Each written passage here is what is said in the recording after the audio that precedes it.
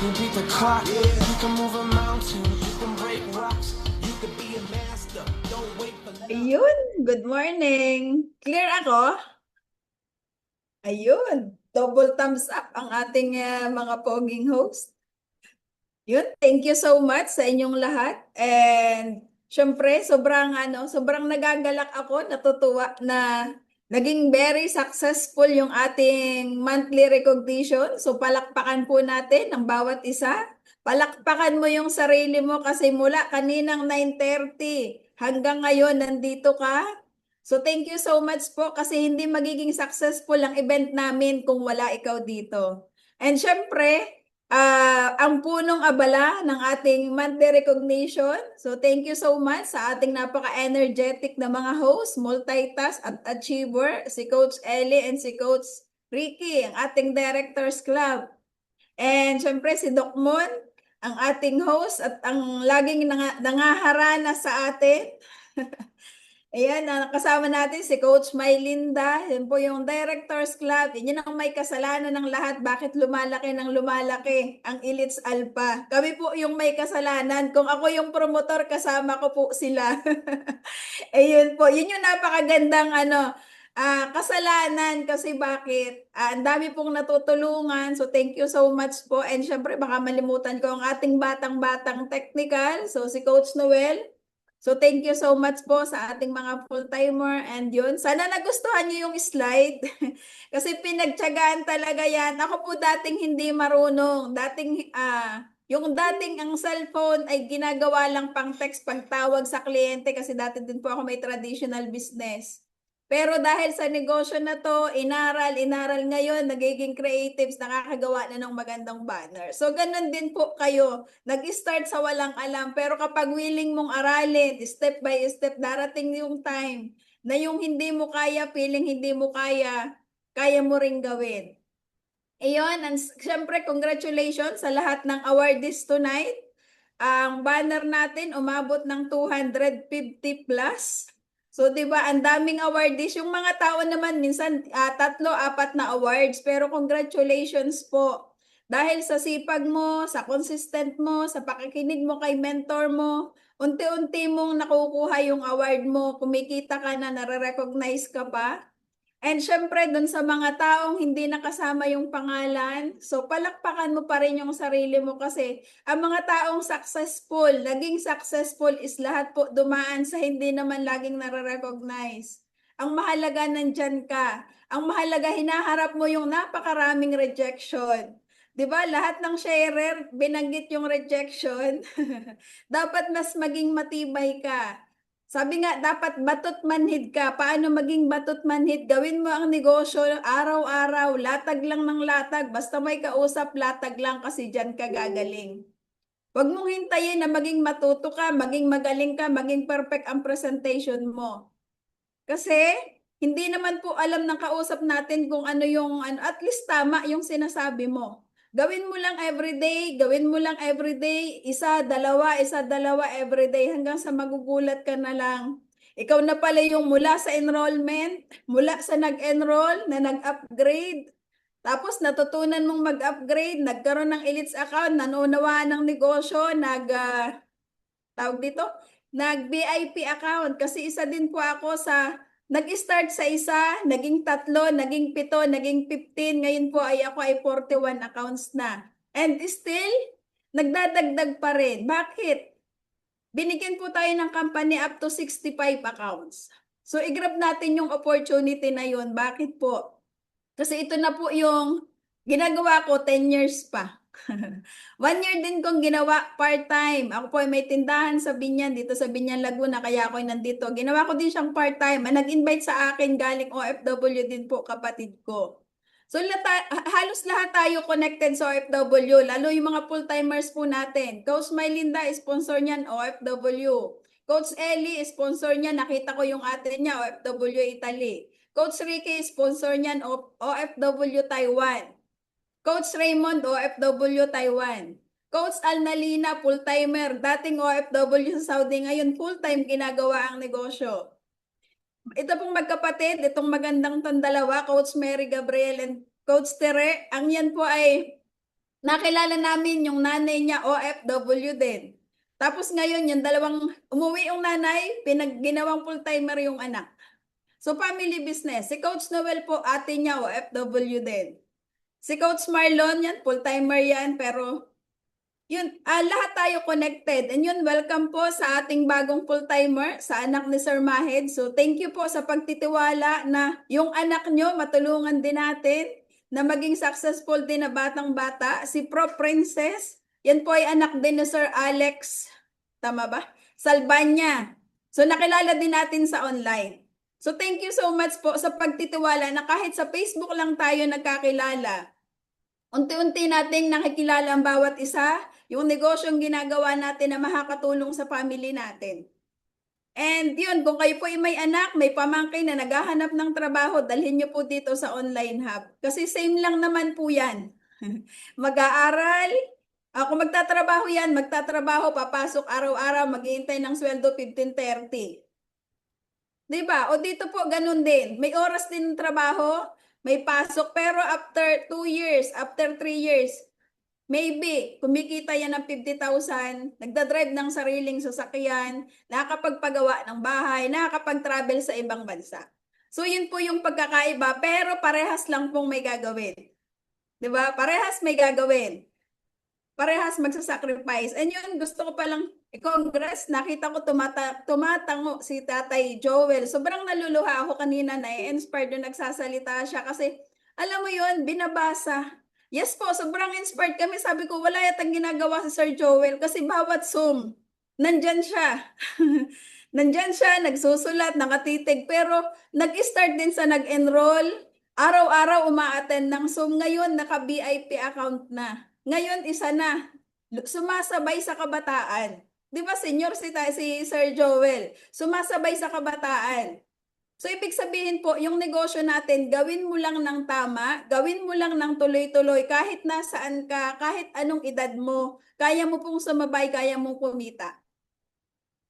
Kasi nakita po natin, and nagsulat ako, ngayon lang ulit ako nagsulat, kung ilang bansa ang na-recognize natin tonight. Tayo po kasama ang Philippines ay 16 countries. Qatar, Saudi, Hong Kong, Malaysia, Bahrain, Riyadh, Philippines, Jordan, Kuwait, Dubai, Oman, Riyadh, Jeddah, UAE, Singapore, Macau. Ganun po kaganda yung negosyo natin. Wala pa dito ang first world country, wala pa dito ang Europe. Ganun po kaganda ang negosyo natin na kahit nasaan kang lugar ngayon, kahit nasa ang kwarto ka ngayon, nasa kanya-kanya tayong bahay, may nakahiga, may nagdadrive, ingat ka po Sir Robert. Ganyan din siya, lagi din siyang nasa Zoom, basta pwede. Si Sir, yung itong may tindahan, nasa Manila to, si Prof. Randy, o nakikita niyo naman po, pwedeng gawin ang negosyo, walang excuses. Kayo yung mga taong walang excuse sa buhay. Pwede namang mag-excuse si Sir Robert. Hindi ako attend ng Zoom kasi ako'y nagdadrive, ako'y may trabaho. Si Sir Joel, dapat tulog na yan. Pero hindi nire-remove nila yung excuses. Kasi gusto nilang matuto, gusto nilang ma-inspired, gusto nilang maka-inspired. And darating yung time, ikaw din po yun. O katulad na Ate Rosel, o diba sa halip na tulog na yan. Ang sarap ng higa niya, pero kanina pa yan ang ganyan na. Iniisip niya, soon ako naman yung mag-share. O kay Ate Lot, pinatulog lang yung alaga, humabol ulit o nakapag-share. Imagine po, super busy. Pero nagagawa yung negosyo. Kaya kung ikaw ngayon, hindi ka man nakasama sa recognition ngayon, kaya mo rin. Attend ka ng Zoom, pag-goal setting ka sa upline mo, sa mentor mo, or sa akin, kung sino mang nag-guide sa'yo. Gawin mo ng tuloy-tuloy. Huwag kang mainip sa resulta. Ang mahalaga, ikaw nagle-level up ka everyday. Ikaw willing kang matuto. Ikaw willing mong gawin yung negosyo. Kasi wala po tayong ibang pupuntahan, kundi ang maging successful, kundi ang kumita, kundi ang ma-recognize. Yan. And syempre, and ngayon po, yon, natatapos na ang kalahati ng taon. Di ba? Natatapos na ang kalahati ng taon. Nasa third quarter na po tayo. So, ngayon, magkano ka ng realization sa sarili mo? Ilang buwan na ba ako? Ano yung dapat ko pang gawin at ano yung dapat na hindi ko ginagawa? na makakatulong sa negosyo mo. Para yung income natin ng 6 months, i-times 2 natin, i-times 3 natin. Kung ikaw ngayon, within 6 months, kumita ka ng 50K, kumita ka ng 100K, ang goal natin, for the third quarter, gawin natin yung 100K mo, gawin natin 200K. Bakit? Mas marunong ka na. Mas marami ka nang alam. Gawin mo lang ng tuloy-tuloy, mag-attend ng training, wag na wag mo po yung pagsasawaan kasi ito yung charger natin. Ito yung meeting place natin. Yan po ang huwag na huwag mong gagawin. Ako po, share ko lang sa nung time na down ako, down moment ko, walang-wala akong pera as in 200 pesos, wala akong pagkain ng anak ko kinabukasan. Saan ako nagpunta? Yung 200 pesos ko, pinamasahe ko, umattend ako ng NDO sa head office. Kasi yung 200 pesos, walang kain, sakay lang ng bus, balik, kaya ko pong bumalik. Dumating po ako sa point na ganun. Siguro maybe yun yung test sa akin, na yung 200 pesos ba i-excuse ko? Na bukas, bahala na bukas, o ibibili ko na lang ng pagkain naming mag-anak para bukas. Hindi ko po naisip yung bukas. Lord, bahala ka na. Ako kailangan ko ma-recharge kasi sobrang, ano ako noon. Siyempre, pag nasa ganong moment ka na ano ba tawag doon? I-stress na. Bakit ganito? Siyempre, hindi naman ganun kadali. Hindi naman bawat kausap mo sa tao is magpipayin ka agad. Lalo po noon offline. Dumating po ako sa point na ganun. Pero yung time na yon, pumunta ako ng head office. Yung kinabukasan, may pagkain kami until now. Until now, mataba pa rin. Mas dumami yung pagkain. So, ibig sabihin, tinetest lang tayo. Pag nandun ka na sa down moment na yon, saan ka pupunta? Alin ang pipiliin mo? Itutuloy mo ba? Or halimbawa, puro ka rejection, rejection. Puro ka training, rejection. Wala naman akong mapapayin. Pag ikaw ay ganun, ano bang gagawin mo? Titigil ka o tutuloy? Dalawa lang naman po yung pagpipilian natin. Tutuloy o titigil? Tutuloy o titigil? Siyempre, laging ang ano mo is tutuloy. Parang pagiging OFW lang yan. Parang pagiging empleyado lang yan. Wala kang ibang gagawin kundi tumuloy. Move forward. Move on. Galaw ulit. Hataw ulit. Kasi napakarami pong tao na naghahanap ng negosyo online, na legit na online. Naghihintay lang yan ng tamang tao na mag-share sa kanila. Ayun, and thank you so much po sa inyong lahat, sa ating lahat. And ano ba, may nalimutan ba ako? Ayun, sobrang natutuwa po ako tonight. So, yun, nabanggit na naman nila. Nagkaroon lang po ng internet connection kami dito sa Laguna for 2 weeks. Kaya po na-delay yung recognition natin. So, baby, last week uli ng June, yung ng July, mararecognize yung mga top earner at kumita ng June. And syempre, ganun pa rin. Ang goal natin, mag-share ng mag-share ng mag-share. Pag napa-share, magpa-enroll. Pag nakapagpa-enroll, magpa-upgrade. Pag naging upgrade, mag-training, mag-masterclass. Then, ganun lang po. Yun yung cycle natin, yun yung buhay natin. Mahalin natin kasi wala nga ibang pupuntahan kundi ang kumita, ma-recognize ka dito and maging top earner ka. Hindi lang po dito sa Elites Alpha, kundi sa Team Ultimax, maging sa Bros, hanggang sa makasama tayo ng top earner ng ating company, ng Alliance in Motion Global Group of Companies. Ayun, thank you so much po and back to ating napaka-energetic at pogi na mga host. Yun, partner. Nandyan ka pa ba, partner? Ayun, Okay. maraming thank you. Upline na Essie.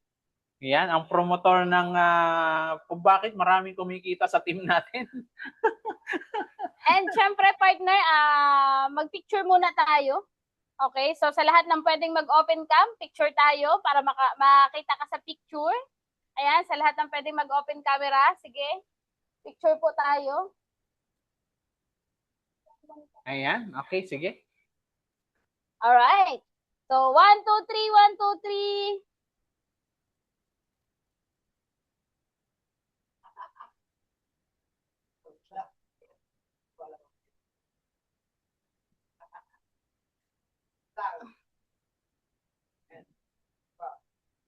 Isa pa.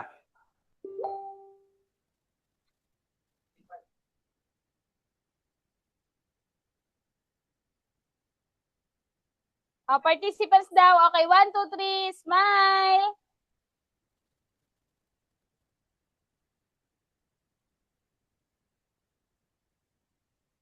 Okay, more. 1, 2, 3, smile. Okay, Ultimax. 1, 2, 3. Mabagal pala akong mag-picture. O, done na daw. Ayan, so maraming salamat po sa lahat ng attendees natin today. Congratulations. And maraming salamat sa lahat ng mga OFW, lahat po ng mga full-timers natin, lahat ng nandito sa Pilipinas. Thank you so much and congratulations to all.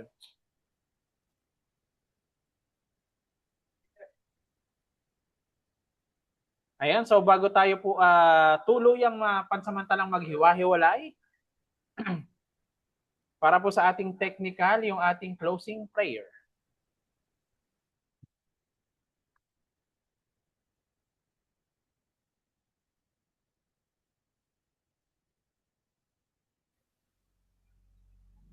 Manalangin tayo. Panginoong Diyos, inaalay po namin sa inyo ang aming papuri, pagsamba at pasasalamat para sa natapos naming mga gawain sa araw na ito. Salamat po sa talino at lakas na ipinagkaloob mo. Salamat po sa mga taong ginamit mo upang magawa namin ang aming mga gawain at tungkulin. Salamat po sa pagkakataon na ibinigay mo sa amin upang kami ay matuto. Nawa ay maging kagamit-gamit ang mga natutunan at nagawa namin sa araw na